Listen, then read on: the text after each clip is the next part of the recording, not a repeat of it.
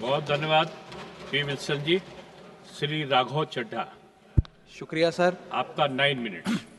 Sir मुझे ये बात रखते हुए इस सदन के भीतर बड़ी खुशी है कि आज से कुछ दिन पहले इंडेक्सेशन पर जो तमाम सदस्यों ने अपनी राय रखी थी, मैंने भी अपनी बात रखी थी। हमारी उस राय के उस सुझाव को माननीय वित्त मंत्री जी ने स्वीकारा और आज से 2 हफ्ते पहले इंडेक्सेशन जो भारत के इन्वेस्टर से छीना गया था वो बेनिफिट पार्शियली रिस्टोर किया गया है।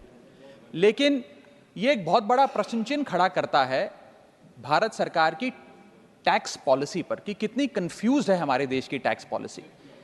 23 जुलाई 2024 को आप कहते हैं कि हम भारत के इन्वेस्टर से इंडेक्सेशन वापस ले रहे हैं और ठीक 2 हफ्ते बाद 6 अगस्त को कहते हैं नहीं वापस नहीं ले रहे, इनको वापस पहुंचा रहे हैं।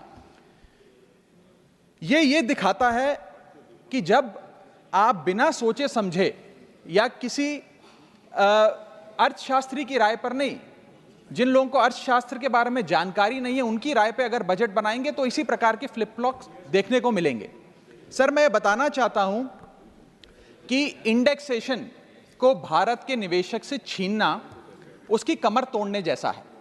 जैसा कि मैंने पहले भी बात रखी थी कि इंडेक्सेशन को फुल्ली रिस्टोर करने की जरूरत है, लेकिन अभी भी कल जो अमेंडमेंट फाइनेंस बिल में लाया गया है वित्त मंत्रालय द्वारा, उसमें भी इंडेक्सेशन पार्शियली रिस्टोर किया गया है, फुल्ली रिस्टोर नहीं किया गया। उसमें भी एक पेच है और पेच ये है कि तमाम एसेट क्लासेस पे इंडेक्सेशन नहीं रिस्टोर किया जा रहा, मात्र इमूवेबल प्रॉपर्टी यानी कि लैंड और बिल्डिंग पे रिस्टोर किया जा रहा है।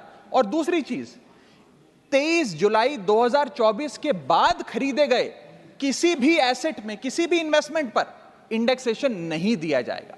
मैं आज आपके माध्यम से सरकार से मांग करूंगा कि इंडेक्सेशन को फुल्ली रिस्टोर किया जाए, सारे एसेट क्लासेस पर रिस्टोर किया जाए और 23 जुलाई 2024 के बाद खरीदे गए, बाद निवेश किए गए एसेट क्लासेस में भी इंडेक्सेशन का बेनिफिट मिलना चाहिए।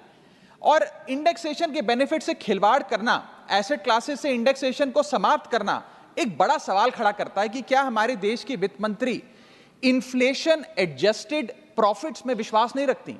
क्या उन्हें इन्फ्लेशन का ज्ञान नहीं है? क्या वो जानती नहीं कि इस देश में महंगाई एक प्लेग की तरह फैलती जा रही है? और इसी के साथ साथ मैं एक उदाहरण के माध्यम से आपको बताना चाहूंगा सर कि अभी भी इंडेक्सेशन जो पार्शियली रिस्टोर किया गया है उसमें भी कितने फ्लॉज हैं। उदाहरण के तौर पे आप एक इन्वेस्टमेंट करते हैं गोल्ड में, सिल्वर में या किसी एक एसेट क्लास में जिसमें इंडेक्सेशन का बेनिफिट इन्वेस्टर को मिला करता था। आपने 1 करोड़ का इन्वेस्टमेंट एसेट ए में किया 31 मार्च 2001 को और उसके ठीक अगले दिन 1 अप्रैल 2001 को एसेट बी में भी 1 करोड़ का इन्वेस्टमेंट किया। वो दोनों एसेट 7% CAGR के हिसाब से, कंपाउंडेड एनुअल ग्रोथ रेट के हिसाब से बढ़ते रहे और आज वर्ष 2024 में उन दोनों इन्वेस्टमेंट्स की आज वैल्यू 5 करोड़ रुपए ईच है। अब आप ये दोनों एसेट ए और एसेट बी बेचते हैं बाजार में वर्ष 2024 में और दोनों पे अलग अलग टैक्स आपको देना पड़ता है। ये मैं आपके सामने दर्शाना चाहता हूं। जब आप एसेट ए बेचते हैं जो आपने 31 मार्च 2001 को खरीदा यानी कि 1 अप्रैल 2001 से पहले, तो आपको इंडेक्सेशन का फायदा मिलेगा। यानी कि आपका सेल प्राइस होगा 5 करोड़, आपका परचेस प्राइस है 1 करोड़, लेकिन इन्फ्लेशन एडजस्टेड परचेस प्राइस आपका 3 करोड़ 63 लाख माना जाएगा। यानी कि 5 करोड़ माइनस 3 करोड़ 63 लाख, आपका प्रॉफिट हुआ 1 करोड़ 37 लाख। उस 1 करोड़ 37 लाख पे 20% के हिसाब से आपको 27 लाख 40 हजार रुपए टैक्स देना पड़ेगा अगर आप एसेट ए बेचते हैं। लेकिन जब आप एसेट बी बेचते हैं जिस पे आपको इंडेक्सेशन का फायदा नहीं दे रही सरकार, क्योंकि वो आपने अगले दिन दूसरे वित्तीय वर्ष यानी कि 1 अप्रैल 2001 को खरीदा, तो आपकी सेल प्राइस है 5 करोड़, आपकी परचेज प्राइस है 1 करोड़, आपका मुनाफा हो गया 4 करोड़ का और 4 करोड़ पे 12.5% के हिसाब से आपको टैक्स देना पड़ेगा जो कि है 50 लाख रुपए। यानी कि एसेट ए जो आपने 31 मार्च को खरीदा 1 करोड़ का 31 मार्च 2001 को और आज आप उसे 5 करोड़ का बेचते हैं तो आपको मात्र 27 लाख रुपए इनकम टैक्स देना पड़ता है। लेकिन जो अगले दिन आपने 1 करोड़ रुपए का निवेश किया 1 अप्रैल 2001 को और उसको 2024 में बेचते हैं तो उस पर 50 लाख रुपए का टैक्स देना पड़ता है। सिर्फ एक दिन के भीतर आपका टैक्स लायबिलिटी 27 लाख से बढ़कर 50 लाख हो जाती है। यह है इंडेक्सेशन का खेल। इसलिए मैं सरकार से अनुरोध करूंगा कि इंडेक्सेशन को सारे एसेट क्लासेस पे रिस्टोर करना चाहिए और कोई कट ऑफ डेट 23 जुलाई के पहले खरीदा गया एसेट और 23 जुलाई 2024 के बाद खरीदा गया एसेट, इस प्रकार की कट ऑफ डेट नहीं होनी चाहिए। Sir, inflation is taxation without legislation.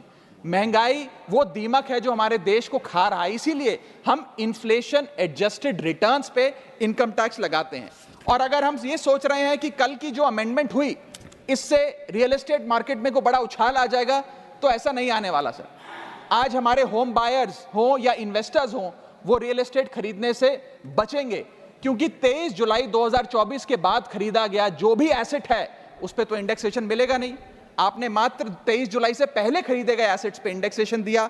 और इसी के साथ साथ एक बहुत बड़ी रीसेल मार्केट हिंदुस्तान में रियल एस्टेट की, क्योंकि हर व्यक्ति नया घर नहीं खरीद सकता, इसलिए रीसेल होती है। रीसेल मार्केट में भारी गिरावट देखी जा रही है। जब मकान बिकेंगे नहीं तो रेंटल इनकम बढ़ेगी। लोगों के मकानों के किराए में एक भारी उछाल देखा जा रहा है, लोगों का खर्च बढ़ने वाला। और इसी के साथ साथ जो फॉरेन इन्वेस्टमेंट भारत के रियल एस्टेट में होता है वो भी गिरने वाला है, ऐसी मैं आज इस सदन में भविष्यवाणी करता हूं। इसके साथ साथ रिटेल इन्वेस्टर यानी कि भारत के मिडिल क्लास की कमर तोड़ने का काम सरकार ने कैसे किया। एक ही बजट में शॉर्ट टर्म कैपिटल गेन को 15% से बढ़ाकर 20% कर दिया और उसी बजट में लॉन्ग टर्म कैपिटल गेन को 10% से बढ़ाकर 12.5% कर दिया इक्विटी पे और अन्य पदार्थों पे।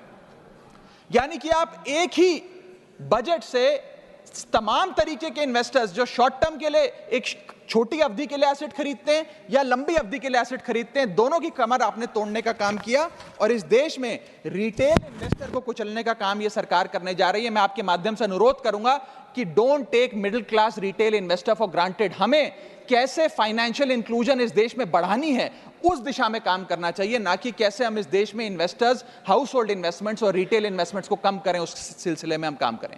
मेरा दूसरा भाग आज के वक्तव्य का है जीएसटी पर। पहले तो मैं सरकार के मंत्री नितिन गडकरी जी का जो एक चिट्ठी सामने आई, उन्होंने अपनी सरकार के वित्त मंत्री को चिट्ठी लिखते हुए कहा कि लाइफ इंश्योरेंस और हेल्थ इंश्योरेंस पर जो 18% जीएसटी लगाया उसे वापस लिया जाए। मैं उनकी इस मांग का समर्थन करता हूं और सरकार से मांग करता हूं कि हेल्थ और लाइफ इंश्योरेंस पर कम से कम हम जीएसटी ना लगाएं। ये कोई लग्जरी गुड या लग्जरी प्रोडक्ट नहीं है। और मुझे ये बताते हुए खुशी है सर कि parliamentary standing committee on finance की आज से 6 महीने पहले रिपोर्ट आई थी, जिसका हिस्सा मैं भी था। मैं भी parliamentary standing committee on finance का सदस्य हूं, जिस समिति ने अपने पैरा नंबर 2.10 में साफ तौर पे सरकार से अनुरोध किया कि हेल्थ इंश्योरेंस और लाइफ इंश्योरेंस पर जीएसटी कम किया जाए, समाप्त किया जाए, ना लगाया जाए। मैं पढ़ के वो अंश आपको सुनाना चाहूंगा। The committee feels that there is a need to rationalise the GST rate on insurance products, especially health and term insurance, which is 18% at present. The high rate of GST results in a high premium burden which acts as a deterrent to getting in insurance policies. The committee, with a view to make insurance more affordable, recommends that GST rates applicable to health insurance products, particularly retail policies, etc., should be reduced. हमारा ये प्रयास होना चाहिए कि एक परिवार, sir बस समाप्त कर रहा हूं, अभी तो मेरा समय रह गया, 1-2 मिनट आप थोड़ा ज्यादा दे दीजिएगा तो सर कुछ फर्क नहीं पड़ेगा, मैं अपनी बात समाप्त कर लूंगा। हेल्थ इंश्योरेंस पे और लाइफ इंश्योरेंस पर हमें टैक्स समाप्त करके लोगों को इंसेंटिवाइज करना चाहिए कि ज्यादा से ज्यादा परिवार भारत के हेल्थ इंश्योरेंस के कवर में आए, लाइफ इंश्योरेंस के कवर में आए। जो मैं सरकार से मांग करूंगा। और सर एक बड़ा इंपॉर्टेंट पहलू मैं आपके सामने हाईलाइट करना चाहूंगा। इस देश में इन्फ्लेशन पर भी जीएसटी लग रहा है। वो कैसे लग रहा है? एक प्रोडक्ट जो 100 रुपए का बिकता था उस पे 18% जीएसटी हुआ करता था। आज वो वस्तु महंगी हो गई, 100 से 150 रुपए की बिकने लगी, अब 18% 150 रुपए पे लगने लगा। यानी कि 50 रुपए की जो महंगाई है उस पर भी सरकार जीएसटी लेने लग गई है, which is GST on inflation. मैं चाहूंगा कि सरकार इस पर विचार करे। और अंत में सर अपनी बात समाप्त करने से पहले एक और दिलचस्प मुद्दा आपके समक्ष रखना चाहूंगा, which is problem of multiple taxation. हम लोग एक ही चीज पर न जाने कितनी बार टैक्स भरते हैं। जैसे कि जब आप पैसा कमाते हैं तो इनकम टैक्स भरते हैं, उस इनकम से आप गाड़ी खरीदते हैं तो गाड़ी खरीदने पर जीएसटी देते हैं। जब गाड़ी खरीदते हैं तो रोड टैक्स भी सरकार आपसे वसूलती है, फिर रोड डेवलपमेंट सेस भी आपसे लेती है। अब आप मोटर इंश्योरेंस भी कराएंगे गाड़ी का तो उस पर भी जीएसटी लेती है, और उसके बाद आप जब पेट्रोल या डीजल भरवाएंगे उस पर भी सेस और वैट लेती है, और अंत में जब आप अपनी गाड़ी को सड़क पर चलाएंगे तो टोल टैक्स के नाम पर जनता से पैसा वसूलती है। That is multiple taxation points. इतने सारे टैक्सेशन ओवरलोड कर कर हम इस देश के आम आदमी का खून चूस रहे हैं सर। और सबसे बड़ी प्रॉब्लम इस देश की आज जो बनती जा रही है आम आदमी के लिए वो है टोल टैक्स। सांसद और मंत्री को टोल टैक्स नहीं देना पड़ता, हमें छूट है टोल टैक्स से, लेकिन इस देश के आम आदमी को हर जगह टोल टैक्स देना पड़ता है। एक रिपोर्ट के मुताबिक हाईवे पे 2 रुपए प्रति किलोमीटर का टोल टैक्स इस देश के आम आदमी को भरना पड़ता है। और अंत में अपनी बात खत्म करूंगा मैं एक कविता सुनाकर, थोड़ा सा सर और इंडल्जेंस चाहूंगा। और इस टैक्स रिजीम के बारे में 4 पंक्तियां लिखी हैं सर, मैं आपके सामने पेश करना चाहूंगा। सरकार का एक सूत्री मिशन है टैक्स, सरकार का कमीशन है टैक्स।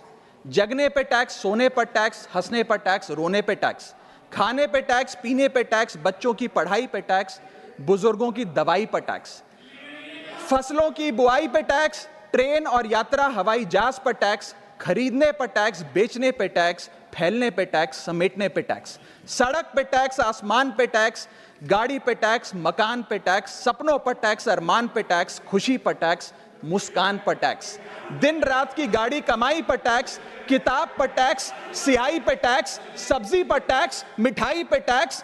सरकार जनता से वसूल रही है बीजेपी से दिल लगाई पर टैक्स। बहुत बहुत शुक्रिया। धन्यवाद। नेक्स्ट श्रीमती सुल्तान।